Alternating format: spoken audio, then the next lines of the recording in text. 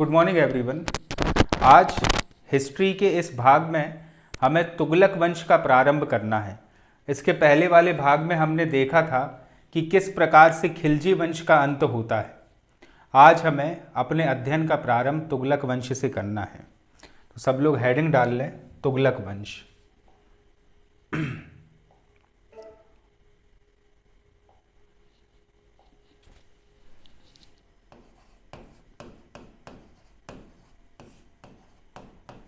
तुगलक वंश। अगर हम तुगलक वंश के काल पर फोकस करें तो हम ये पाएंगे कि इनका काल था 1320 से 1414 ईस्वी तक।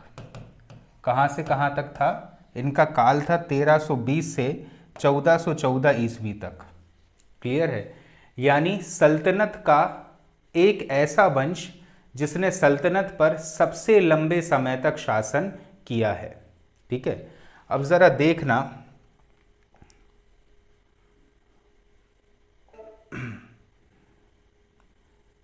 अगर आप मैप पर फोकस करो तो इस तरफ ये वाला जो इलाका है ये आ जाता था कौन सा? अफगानिस्तान का क्षेत्र।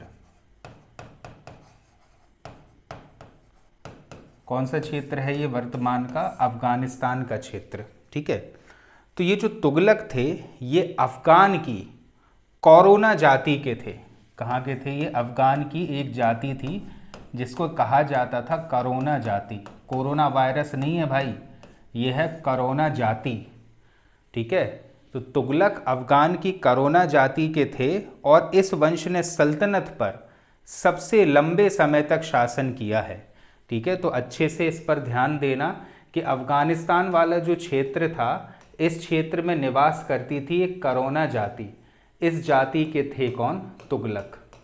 थे तो तुर्क ही, लेकिन तुर्क का, या इस समय हम जब 1320 में आ जाते हैं तो इस काल में जो तुर्क साम्राज्य था उसका विस्तार बहुत गजब का हो गया था। अफगानिस्तान का पूरा इलाका ही तुर्कों से भर गया था, लेकिन अफगानिस्तान वाले क्षेत्र की जो कोरोना जाति थी उस जाति के से संबंधित थे कौन? तुगलक।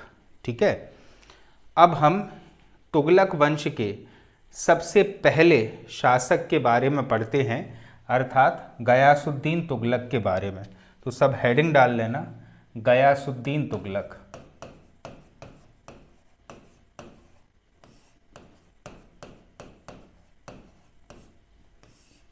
गयासुद्दीन तुगलक 1320 से 1325 ईस्वी। तुम लोगों को याद है गाजी मलिक? लास्ट लेक्चर में पढ़ा था अपन ने इसके बारे। खिलजी वंश के आखिरी सुल्तान की हत्या की थी किसने? गाजी मलिक ने। और वही गाजी मलिक गयासुद्दीन तुगलक के नाम से सल्तनत का सुल्तान बना था, अर्थात इसी ने तुगलक वंश की स्थापना की है। यह दीपालपुर का सूबेदार था। कौन से इलाके का सूबेदार था ये? ये था दीपालपुर का सूबेदार। ठीक है, उस समय जब खिलजी वंश अपनी चरम अवस्था में था उस समय यही गाजी मलिक कहाँ का सूबेदार हुआ करता था? दीपालपुर का। और इसने 1320 ईस्वी में अंतिम खिलजी शासक खुसक शाह, अपन ने पढ़ा था इसके बारे में, अंतिम खिलजी शासक खुसक शाह की हत्या कर दी। क्लियर है? और खुसक शाह की हत्या करने के बाद तुगलक वंश की नींव डाली एवं गयासुद्दीन तुगलक के नाम से यह गद्दी पर बैठा। ये हमने कल के लेक्चर में भी पढ़ा था कि गाजी मलिक, क्या नाम था इसका वास्तविकता में? इसका नाम था गाजी मलिक। ठीक है, गाजी मलिक ने क्या किया था? खिलजी वंश का जो आखिरी सुल्तान था खुसरो शाह या खुसक शाह, इसकी हत्या की। उस समय ये दीपालपुर का सूबेदार था, लेकिन षड्यंत्र रचकर इसने हत्या कर दी किसकी? खुसरो शाह और या खुसक शाह की। और सल्तनत पर एक नए राजवंश तुगलक वंश की स्थापना की। क्लियर है? वह दिल्ली सल्तनत का पहला सुल्तान था जिसने अपने नाम के आगे गाजी, क्या लगाया इसने अपने नाम के आगे? गाजी। गाजी लगाया या गाजी शब्द जोड़ा। और ये जो शब्द है ना गाजी, इसका राजनैतिक मीनिंग है, और वो मीनिंग था काफिरों का वध करने वाला। क्या मीनिंग था इसका? इसका मीनिंग था काफिरों का वध करने वाला।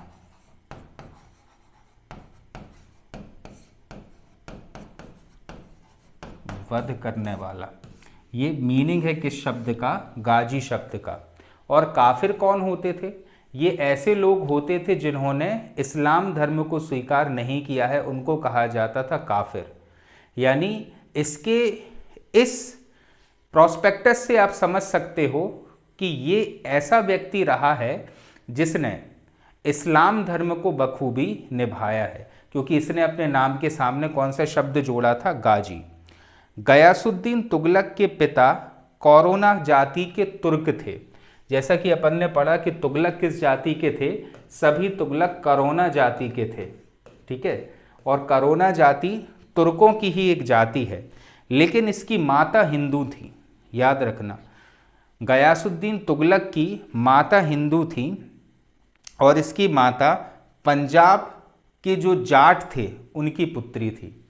ऐसा क्वेश्चन भी आ चुका है कि निम्नलिखित में से कौन सा सुल्तान हिंदू जाट माता का पुत्र था? किस जाति की थी इसकी माता? इसकी माता थी जाट, इनका पुत्र था कौन? गयासुद्दीन तुगलक, ठीक है। इसने अपनी आर्थिक नीति का आधार संयम, सख्ती एवं नरमी के मध्य संतुलन क्या बनाया? जो इसका राजत्व सिद्धांत था वो क्या था? संयम, सख्ती एवं नरमी के बीच में एक मिला जुला संतुलन बनाया। क्लियर है? और इसी को ही नाम दिया गया है रस्म ए मियान। रस्म ए मियान क्या कहा गया है इस चीज़ को? इस चीज़ को कहा गया है रस्म ए मियान। और ये रस्म ए मियान क्या होता है? ये गयासुद्दीन तुगलक का राजत्व सिद्धांत था, जिसके अंतर्गत इसने संयम, सख्ती और नरमी के बीच का संतुलन बनाया। जैसे अपन ने बलबन के बारे में पढ़ा था ना कि उसका जो राजत्व सिद्धांत था वो रक्त और लौह की नीति पर आधारित था, वैसे ही गयासुद्दीन तुगलक का जो राजत्व सिद्धांत था उसका आधार था रस्म ए मियान। अर्थात ये क्या होता है? तो ये संयम, सख्ती और नरमी के बीच में संतुलन होता है। क्लियर है?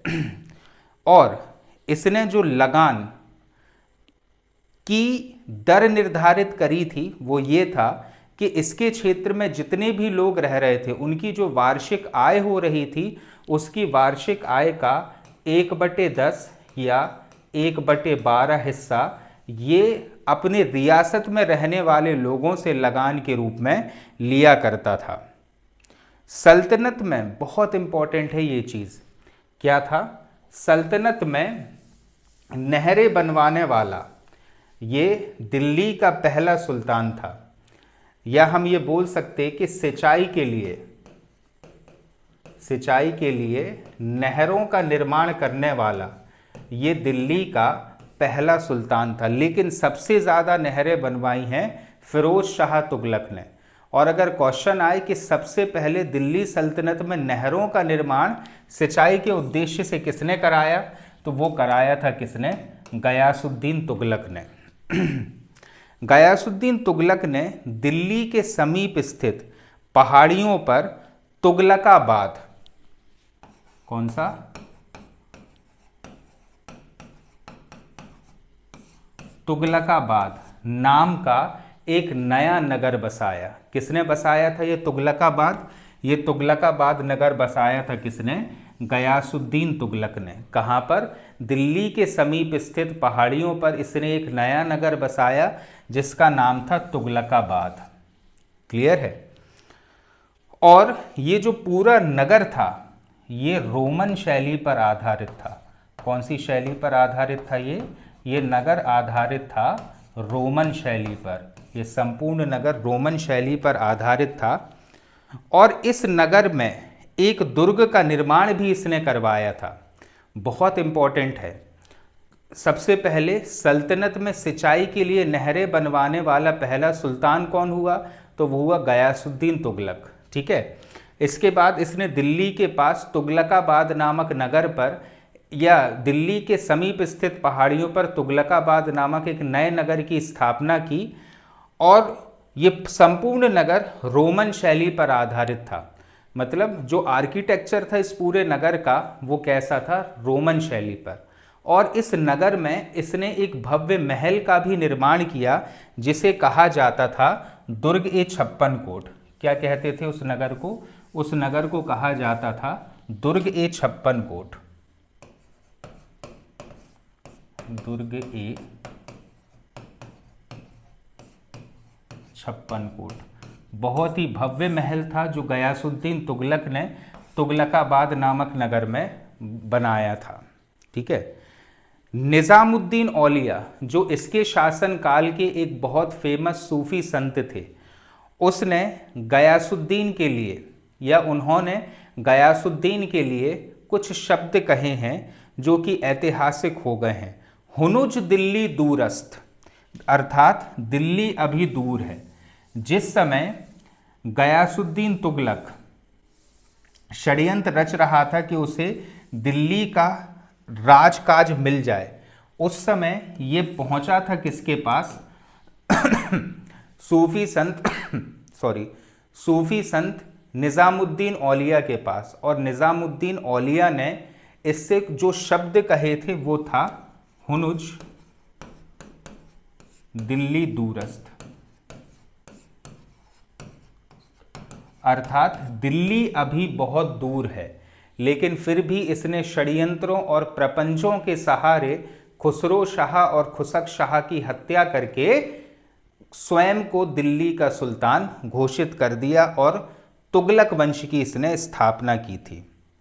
अब जब ये अपने बंगाल अभियान से वापस लौट रहा था, कहाँ से? बंगाल अभियान से वापस लौट रहा था, तो यहाँ से वापस आते समय स्थान पड़ा कौन सा? दिल्ली का। मतलब दिल्ली में तो थे ही ये लोग।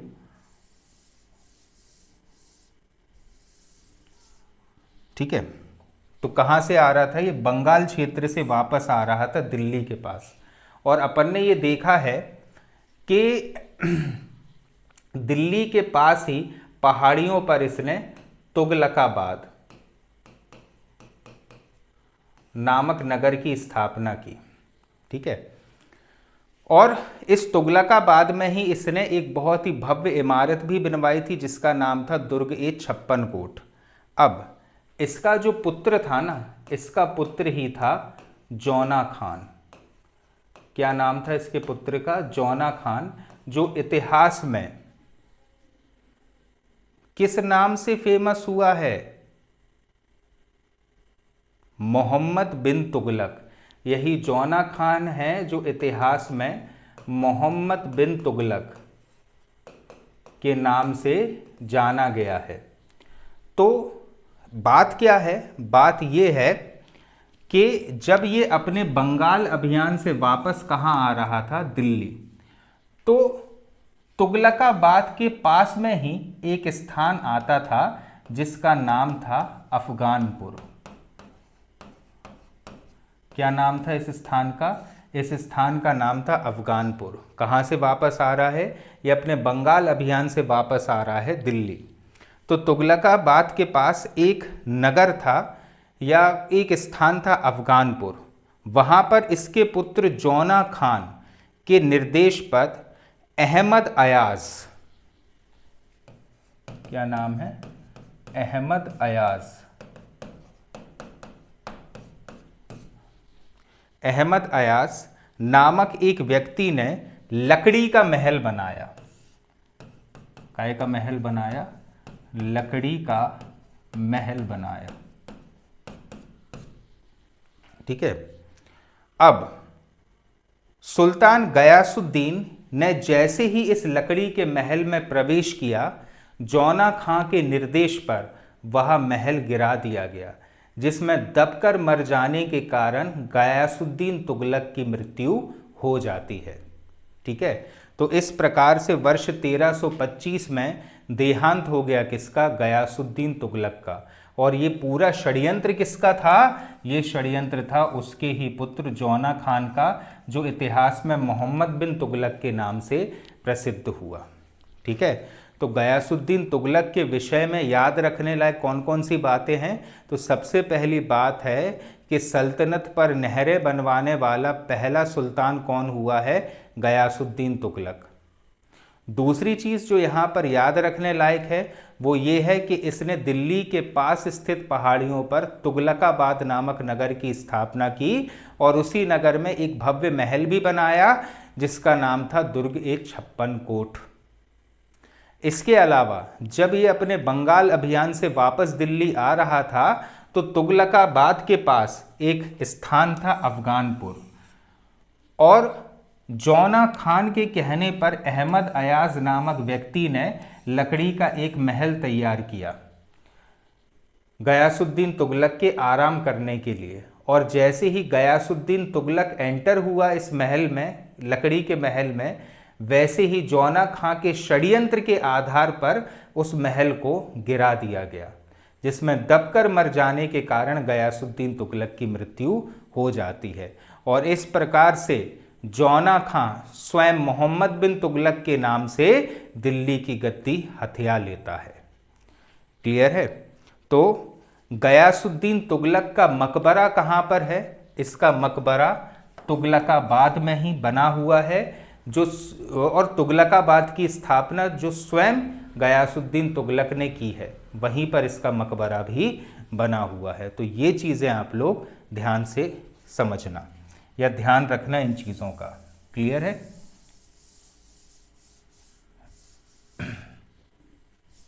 अब अपन पढ़ेंगे मोहम्मद बिन तुगलक के बारे में। ठीक है,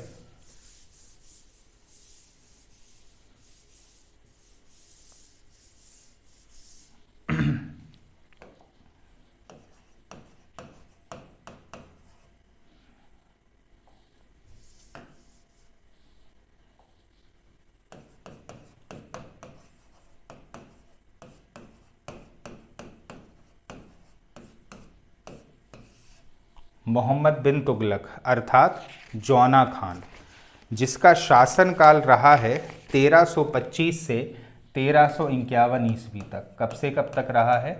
1325 से 1351 ईस्वी तक।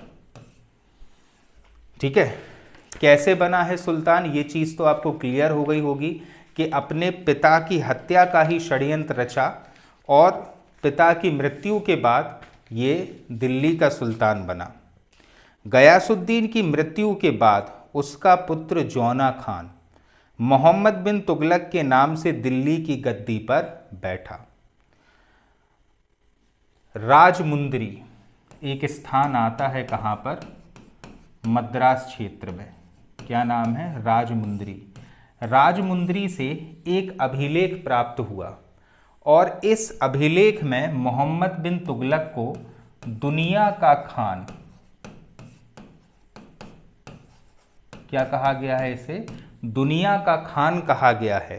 इसका मतलब है दुनिया में जो सर्वश्रेष्ठ शक्तिशाली व्यक्ति था वो कौन था? मोहम्मद बिन तुगलक। ठीक है, कैसे बना है ये सुल्तान, ये चीज़ क्लियर हो गई होगी आपको। ठीक है, और उस समय का सबसे ज़्यादा शिक्षित व्यक्ति भी कौन था? मोहम्मद बिन तुगलक ही था।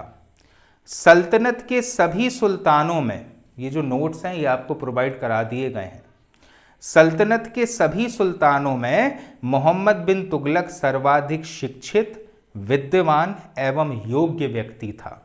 यानी सबसे ज्यादा पढ़ा लिखा व्यक्ति था कौन? मोहम्मद बिन तुगलक। अपनी सनक भरी योजनाओं, मतलब अभी हम पढ़ेंगे इसकी कुछ विशेष योजनाओं के बारे में। अपनी सनक भरी योजनाओं, क्रूर कृत्यों एवं दूसरों के सुख दुख के प्रति उपेक्षा का भाव रखने के कारण इसे दिल्ली की जनता क्या कहती थी? इसे दिल्ली की जनता कहती थी स्वप्नशील, पागल एवं रक्त पिपासु। ये शब्द यूज होते थे किसके लिए? मोहम्मद बिन तुगलक के लिए, क्योंकि ये सनगी आदमी था। ठीक है। जो भी योजनाएं बनाता था, बहुत सी योजनाएं इसकी विफल हुई, जिससे जनता को खासा नुकसान हुआ। इस कारण से इसे कहा गया है कि अपनी सनक भरी योजनाएं, क्रूर कृत्य और दूसरों के सुख दुख के प्रति उपेक्षा का भाव रखना, इसलिए दिल्ली की जनता इसे स्वप्नशील, पागल एवं रक्त पिपासु कहा करती थी। सल्तनत का पहला शासक था जिसने हिंदुओं के प्रति एक उदार दृष्टिकोण अपनाया था। मतलब हिंदुओं को इसने सहृदय अपनाया था और हिंदुओं को बड़े बड़े पदों पर इसने नियुक्त किया था। और हिंदू त्योहार जैसे होली और दिवाली बड़े चाह से मनाता था कौन? मोहम्मद बिन तुगलक। और एक फेमस जैन संत थे उस समय के, जिनका नाम था जिन प्रभा सूरी। क्या नाम था? जिन प्रभा सूरी। इन जैन संत से ये घंटों बैठकर दार्शनिक वार्तालाप किया करता था। ठीक है, तो ये चीज़ भी याद रखना कि सल्तनत का ऐसा शासक हुआ है जिसने हिंदुओं के प्रति उदार दृष्टिकोण अपनाया था। हिंदू त्योहार भी इसने मनाए थे। साथ ही साथ एक जैन मुनि जिन प्रभा सूरी को इसने आश्रय दिया था और उनके साथ बैठकर ये घंटों दार्शनिक वार्तालाप किया करता था। सल्तनत में सबसे बड़ा साम्राज्य और किसी का नहीं, मोहम्मद बिन तुगलक का ही था। और ये ऐसा शासक था जिसने मदुरई को भी अपने साम्राज्य में शामिल कर लिया था। तो ये चीज़ भी आपको याद रखना है कि सल्तनत में सभी सुल्तानों में सबसे ज़्यादा पढ़ा लिखा भी मोहम्मद बिन तुगलक था और सबसे बड़ा साम्राज्य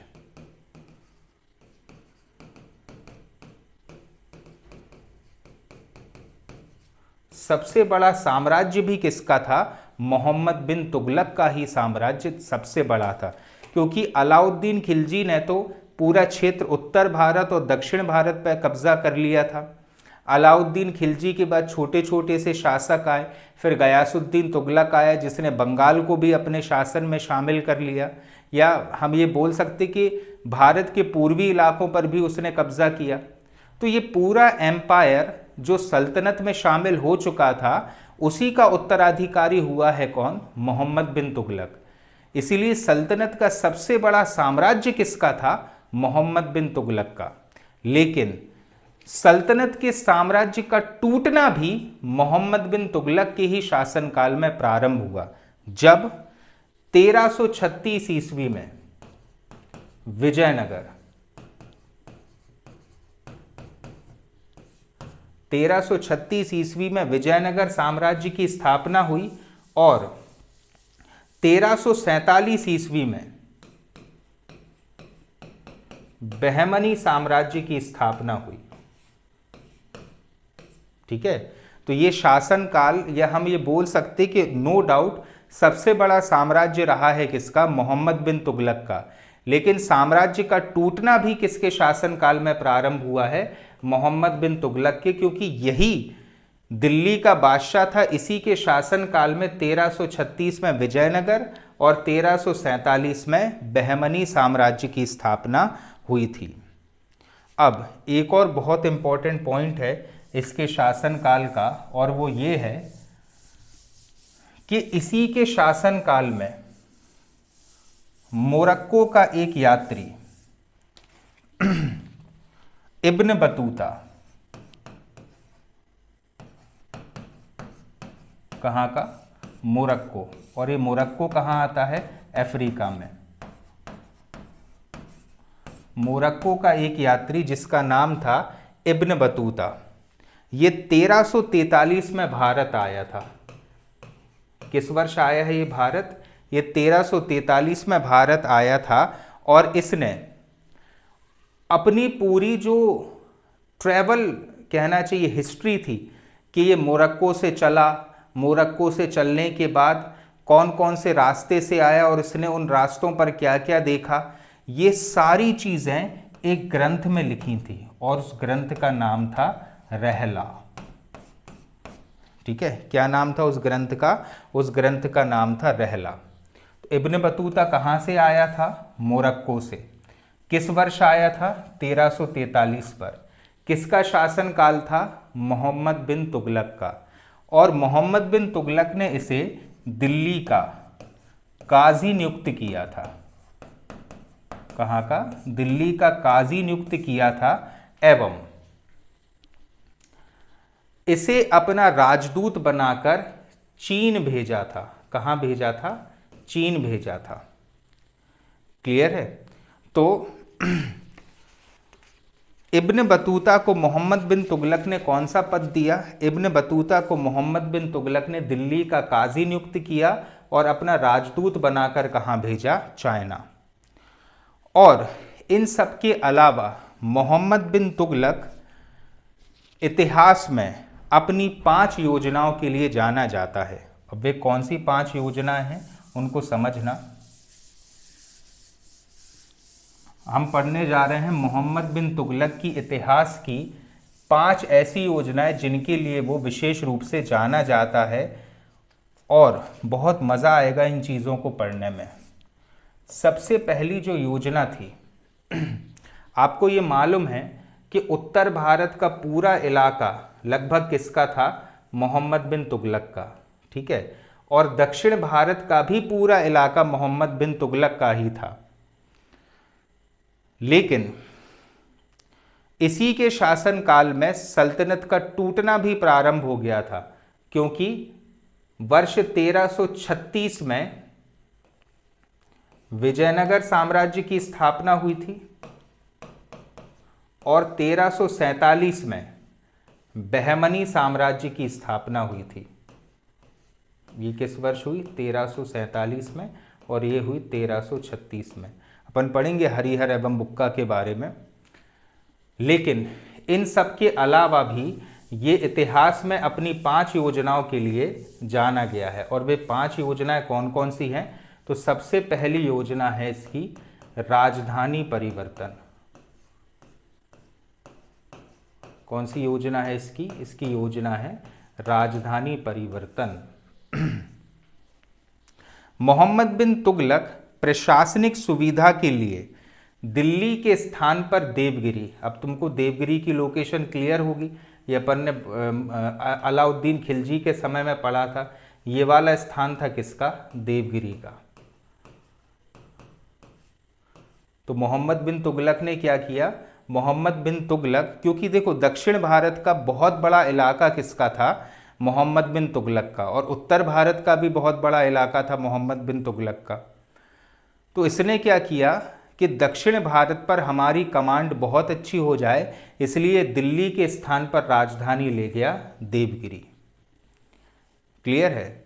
और कुछ ही समय के बाद वापस राजधानी उठाकर ले गया दिल्ली।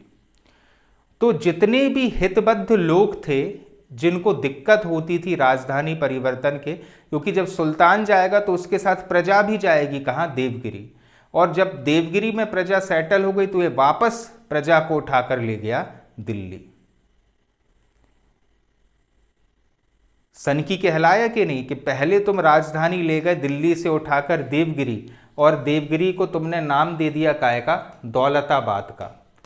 कौन सा नाम दिया तुमने देवगिरी को? दौलताबाद का।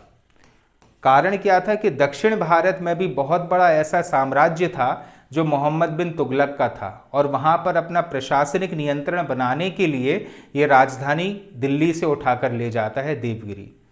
लेकिन कुछ समय के बाद, क्योंकि ये मंगोल आक्रमण का भी दौर था, और दिल्ली की अगर आप अवस्थिति पर ध्यान दो तो ये बहुत निकट था पाकिस्तान वाले क्षेत्र से या खैबर दर्रे के पास वाले इलाके से। तो ये सब परेशानियों के कारण इसने वापस राजधानी उठाई देवगिरी से और ये वापस ले गया दिल्ली। तो उसकी ये योजना पूरी की पूरी विफल रही। कौन सी? राजधानी परिवर्तन की। क्लियर है? अब इसके बाद एक योजना तो ये विफल हो गई इसकी कि इसने राजधानी परिवर्तन करी थी, और कहाँ से कहाँ ले गया था ये राजधानी? ये दिल्ली से राजधानी उठाकर ले गया था देवगिरी। इसके बाद जो इसकी दूसरी योजना थी वो था सांकेतिक मुद्रा का प्रचलन।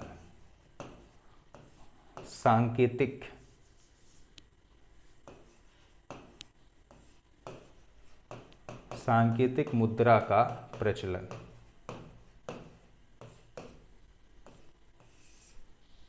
ठीक है। क्या किया इसने, इसके अंतर्गत सुल्तान ने चांदी के सिक्के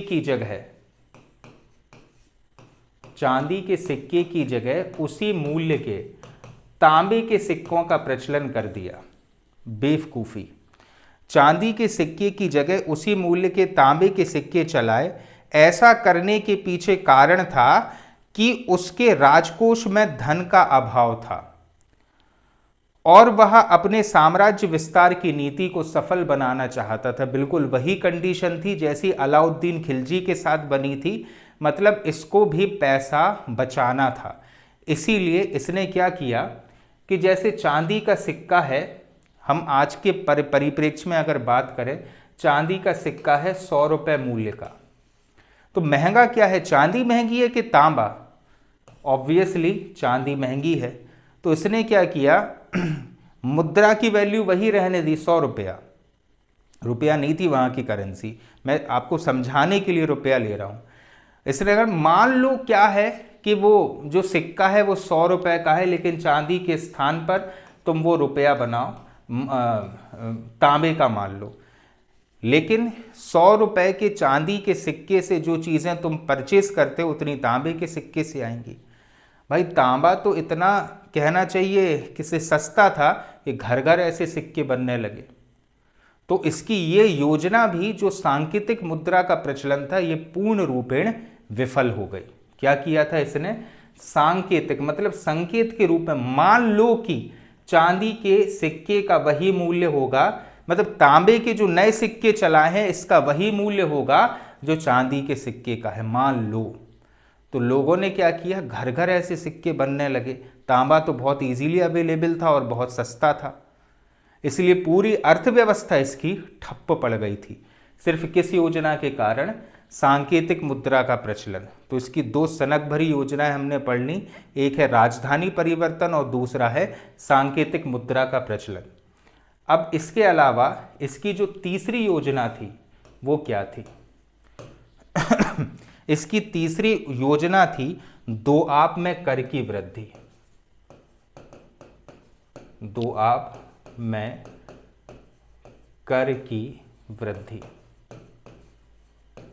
अब समझना इसके बारे में सब लोग, ये मैंने पहले भी बताया था कि दोआब क्षेत्र क्या होता है। दो नदियों के बीच का स्थान कहलाता है दोआब, लेकिन इस परिप्रेक्ष्य में बात हो रही है गंगा एवं यमुना नदियों के जो बीच का क्षेत्र था वह था पर्टिकुलरली कौन सा, दोआब क्षेत्र। और ये क्षेत्र सबसे ज़्यादा उपजाऊ इलाका था क्योंकि इस क्षेत्र में पानी की बिल्कुल भी कमी नहीं थी और कृषि अच्छी खासी फली फूलती थी इस इलाके में। तो इस इलाके का जो किसान है वो दूसरे इलाकों के किसान की अपेक्षा ज़्यादा समृद्ध था और यही सोचा मोहम्मद बिन तुगलक ने कि इस इलाके का किसान अगर समृद्ध है तो उससे हम कर ज़्यादा लेंगे। क्या सोचा इसने कि इस इलाके का जो किसान है वो समृद्ध है तो उस किसान से हम कर की वसूली ज़्यादा करेंगे। और इसने क्या किया, कर की जो दर थी उसे 50% बढ़ा दिया। लेकिन जिस वर्ष इसने कर को 50% बढ़ाया उसी वर्ष इस दोआब क्षेत्र पर अकाल पड़ गया, मतलब पानी की अत्यधिक कमी हो गई। पानी की कमी हो जाने से किसान अपना खर्चा नहीं निकाल पाया तो इतना बड़ा हुआ कर या इतना बड़ा हुआ लगान कैसे दे देता मोहम्मद बिन तुगलक को। यानी ये योजना भी मोहम्मद बिन तुगलक की अच्छी खासी विफल हो गई क्योंकि इसने क्या किया, ज्यादा पैसा कमाने के उद्देश्य से दोआब क्षेत्र में कर दी कर की वृद्धि, और जिस वर्ष इसने कर की वृद्धि करी उसी समय इस दोआब क्षेत्र पर अकाल पड़ गया। परिणाम स्वरूप इसको किसानों के लिए तकापी ऋण देना पड़े। तकापी ऋण क्या होता है, ये एडवांस में ऋण दिया कि भाई तुम लोग अपनी स्थिति को सुधार लो और फिर हमको पैसा वापस कर देना। क्लियर है। तो उन्हीं किसानों से ये ज़्यादा पैसा वसूल करना चाहता था, लेकिन इसकी किस्मत ही खराब थी कि जिस वर्ष इसने कर बढ़ाया उसी वर्ष दोआब क्षेत्र पर अकाल पड़ गया। एवं एक नया विभाग, एक ऐसे नए विभाग की स्थापना की जिसका नाम था दीवान ए कोही।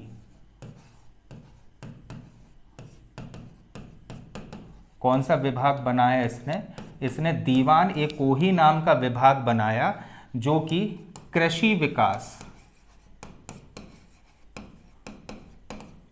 विकास से संबंधित था।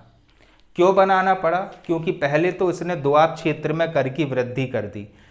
दोआब क्षेत्र जो सबसे ज़्यादा समृद्ध इलाका था, लेकिन उस समय उस इलाके में पड़ गया अकाल, और अकाल पड़ने का परिणाम क्या हुआ कि इसको अपनी तरफ से ताकापी ऋण देना पड़े, किसे? किसानों के लिए। एवं दीवान ए कोही नाम की विभाग की स्थापना की, और ये विभाग इस इलाके में फिर से कृषि का विकास करने लगा। तो ये योजना भी इसकी एकदम विफल हुई। इसके बाद एक जो अन्य अभियान था इसका, वो था कराचिल अभियान। ठीक है, कौन सा अभियान था? वो अभियान था कराचिल अभियान। जो इसकी चौथी योजना थी वो थी कराचिल अभियान।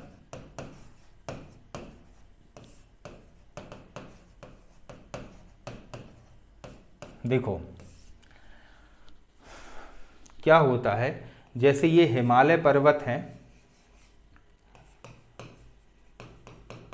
ठीक है, हिमालय पर्वत का जो दक्षिणी इलाका है, मतलब निचला इलाका, इसको कहते हैं हम क्या? तराई। क्या बोलते हैं इसे? तराई क्षेत्र।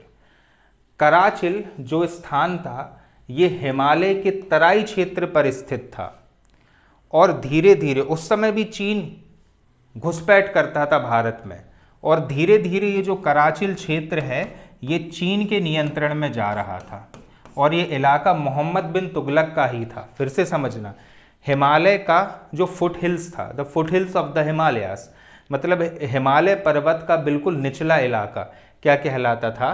तराई। क्लियर है? इस तराई वाले क्षेत्र में ही एक स्थान था जिसका नाम था कराचिल, और इस कराचिल क्षेत्र पर चाइना जो है अपना अधिकार जमाने लगा था। हुआ क्या कि इसने 10,000 सिपाहियों की सेना भेजी। कितनी? 10,000 सिपाहियों की सेना भेजी कराचिल वाले क्षेत्र को वापस लाने के लिए। लेकिन फिर से इसकी किस्मत ने धोखा दे दिया। जब इस सेना ने कूच किया कराचिल पर, इस सेना ने बखूबी अपना कर्तव्य निभाया और कराचिल क्षेत्र को चीन के नियंत्रण से वापस हासिल कर लिया। लेकिन जब ये सेना लौट रही थी, कितने की सेना थी ये? 10,000 की सेना थी। जब ये सेना लौट रही थी तो बर्फ का तूफान आ गया, और बर्फ का तूफान आ जाने के कारण 10,000 में से सिर्फ 10 सैनिक ही वापस लौट पाए। तो इसको अत्यधिक क्षति हुई सेना की। तो इस प्रकार से इसका कराचिल क्षेत्र को वापस लाना तो सफल हुआ, लेकिन ये अपने एक विशाल सेना से हाथ धो बैठा। क्लियर है? तो इस प्रकार से कराचिल अभियान सफल तो रहा, लेकिन इसको लॉस भी अच्छा खासा हुआ था। क्लियर है? और इसकी जो 5वीं योजना थी वो था इसका खुरासान अभियान। कौन सा अभियान था इसका? खुरासान अभियान। इसकी 5वीं योजना थी वो था इसका खुरासान अभियान।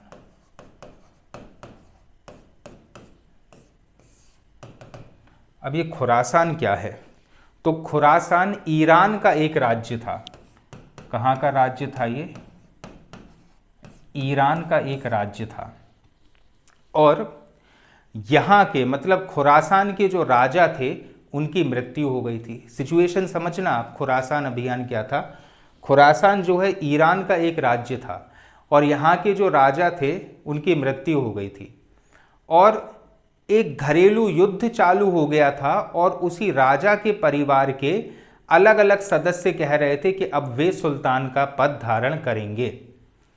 इसीलिए पूरे खुरासान में अराजकता फैल गई थी। क्या हुआ है, खुरासान के जो राजा हैं वो नहीं रहे और राजा के ना रहने के कारण पूरे खुरासान क्षेत्र में अराजकता विद्यमान हो गई है। अब मोहम्मद बिन तुगलक ने प्लानिंग की अपने दोस्तों के साथ मिलकर, और वो प्लानिंग क्या थी इसको समझना। मोहम्मद बिन तुगलक ने मिस्र के राजा, क्योंकि ईरान के पास ही एक राज्य आता है मिस्र, मिस्र के राजा अबू सैयद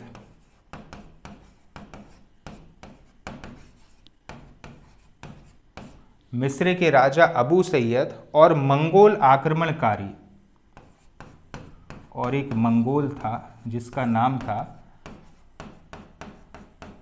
तगमाशरीन चगताई। क्या नाम था उसका? उसका नाम था तगमाशरीन चगताई। और एक भारत का कौन हो गया? मोहम्मद बिन तुगलक। तो मोहम्मद बिन तुगलक ने क्या किया है, खुरासान के राजा की डेथ के बाद एक त्रिगुट का निर्माण किया और मिस्र के राजा अबू सैयद और मंगोल आक्रमणकारी के साथ टाई अप कर लिया। मंगोल आक्रमणकारी कौन था? तगमाशरीन चगताई। इन्होंने एक त्रिगुट का निर्माण किया। काय का निर्माण किया? इन्होंने एक त्रिगुट का निर्माण किया। ठीक है। और खुरासान जीतने की योजना बनाई। मतलब ये जितने भी लोग हैं, ये जितने भी राजा हैं, एक मोहम्मद बिन तुगलक है। योजना किसकी थी? मोहम्मद बिन तुगलक की। इसने खुरासान जीतने के लिए अपने साथ शामिल किया मिस्र के राजा अबू सैयद को और मंगोल आक्रमणकारी तगमाशरीन चगताई को, और लगभग 10 लाख नहीं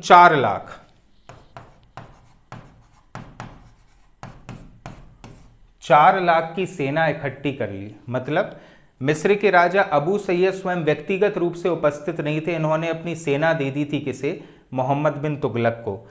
तगमाशरीन चगताई ने भी अपनी सेना दे दी मोहम्मद बिन तुगलक को कि भाई तुम जानो, तुम्हारा काम जाने। और कितनी सेना इकट्ठी हो गई? 4 लाख की सेना इकट्ठी हो गई।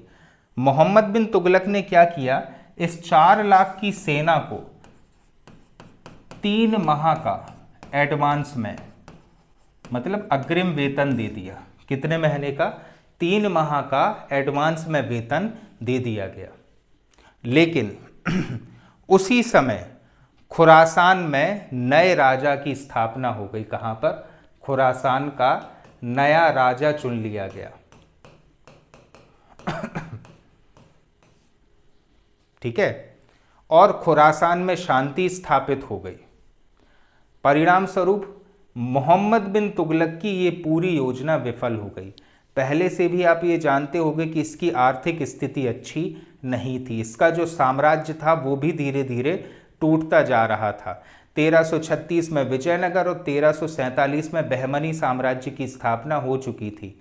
लेकिन इसने क्या किया, खुरासान जीतने के लिए 4 लाख की सेना इकट्ठी कर ली। किस किस से लाए ये सेना? मिस्र के अबू सैयद से और मंगोल आक्रमणकारी तगमाशरीन चगताई से इसने सेना ली। कितनी सेना इकट्ठी कर ली? 4 लाख की सेना इसने इकट्ठी कर ली और उन्हें 3 माह का अग्रिम वेतन भी दे दिया। लेकिन उसी समय खुरासान में नए राजा ने अपना पद संभाल लिया और वहां पर जो अराजकता फैली थी वो शांत हो गई। और इस प्रकार मोहम्मद बिन तुगलक की खुरासान जीतने की योजना भी विफल हो गई। तो इसकी जो 3 योजनाएं हैं वो कौन कौन सी हैं? सबसे पहला है राजधानी परिवर्तन, विफल हुआ। राजधानी परिवर्तन के बाद इसने क्या किया? दोआब में कर की वृद्धि करी, वो भी विफल हो गया। सांकेतिक मुद्रा का प्रचलन किया, वो भी विफल हो गया। कराचिल अभियान किया, वो भी विफल हो गया। और खुरासान जीतने के लिए योजना बनाई, वो भी विफल हो गई। क्लियर है? आज हम मोहम्मद बिन तुगलक की स्टडी को इतना ही रखते हैं। आप फिर से इसको एक बार रिवाइज करिए, खुद के नोट्स बनाइए, टैली करिए जो PDF नोट्स मिले हैं आपको उससे, और इससे या इस क्रिया से आपको बहुत अच्छा समझ में आएगा। इसके आगे मोहम्मद बिन तुगलक को हम कल के लेक्चर में कंटिन्यू करते हैं। Thank you.